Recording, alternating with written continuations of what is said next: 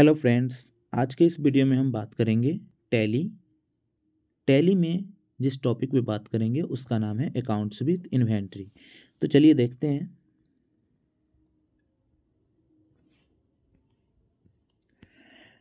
हम देखेंगे accounts with inventory के बारे में। सबसे पहले तो हम जानेंगे कि अकाउंट्स विद इन्वेंट्री होता क्या है। ठीक है, सबसे पहले हम देखेंगे कि accounts only and accounts with inventory में अंतर क्या है। ठीक है ना, देखते हैं difference between accounts only and accounts with inventory. Accounts only क्या कहता है कि जैसे आपको हम क्वेश्चन के माध्यम से समझाते हैं। यहाँ पे क्या लिखा है कि परचेज गुड्स फॉर कैश 2500। ठीक है ना, इसमें प्रोडक्ट को मेंटेन नहीं किया जाता है। इस क्वेश्चन में ये नहीं बताया गया कि गुड्स यानी सामान या माल क्या है, कितने पीस हैं, कितना कार्टून है, कितने के रेट से है, ऐसा कुछ नहीं इसमें बताया जा रहा है।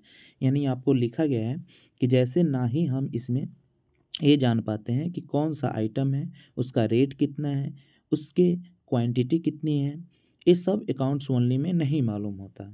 ठीक है, इस साइड देखेंगे आप अकाउंट्स विथ इन्वेंट्री।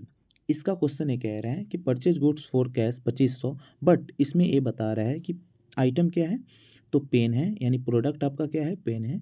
क्वांटिटी कितना है, 25 पैकेट है। रेट कैसे है, तो पर पैकेट 100 रुपये है।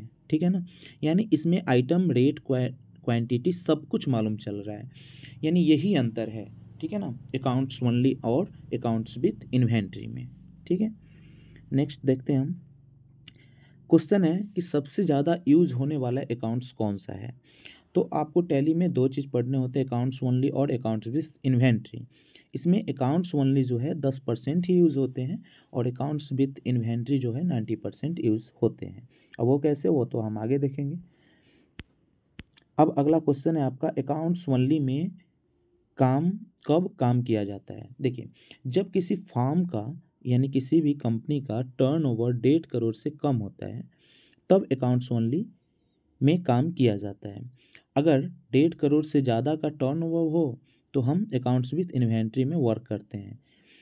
फिर क्या लिखा है कि जब किसी फॉर्म में स्टॉक मेंटेन करना ज़रूरत नहीं होता है तब हम अकाउंट्स ओनली में वर्क करते हैं। जैसे कि आपको अगर किसी कंपनी में ये नहीं बताना होता है कि इतना कार्टून, इतना पीस, इतना मतलब आइटम सेल हो गया या फिर परचेज हुआ, ऐसा कुछ बताने की ज़रूरत नहीं होता है। उसमें सिर्फ ये बतलाया जाता है कि इतना रुपए का सामान सेल हुआ, इतना रुपए का सामान परचेज हुआ। ठीक है ना, तो उसमें हम अकाउंट्स ओनली का यूज़ करेंगे। ठीक है, और जब हमें स्टॉक मेंटेन मतलब ये हमें पता करना हो, ये हमें मेंटेन करके रखना हो कि कितना पीस गया, कितना कार्टून गया, कैसे के रेट से गया, है ना, तब हमें अकाउंट्स विद इन्वेंट्री में वर्क करने होते हैं।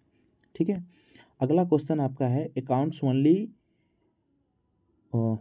ओनली में वर्क कब और कहाँ करते हैं। ठीक है ना, जैसे आपका मेडिकल शॉप हो गया, बिग बुक डिपो हो गया, किराना शॉप हो गया।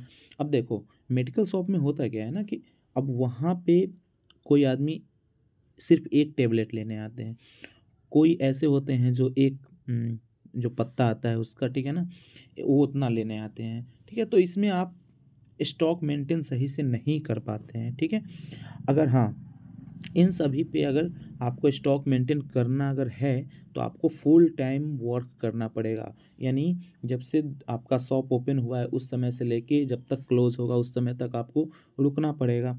हर एक चीज़ का ना इतना पीस डालना पड़ेगा, तब जाके आप कर सकते हो। लेकिन आप जाके सिर्फ ये कर सकते हो कि आज का सेल कितना हुआ, है ना, तो उसके लिए आपको तो अकाउंट्स ओनली ही करना पड़ेगा। ठीक है ना, अगर आप पार्ट टाइम वर्क करोगे, ठीक है, तो आपको अकाउंट्स ओनली करना पड़ेगा।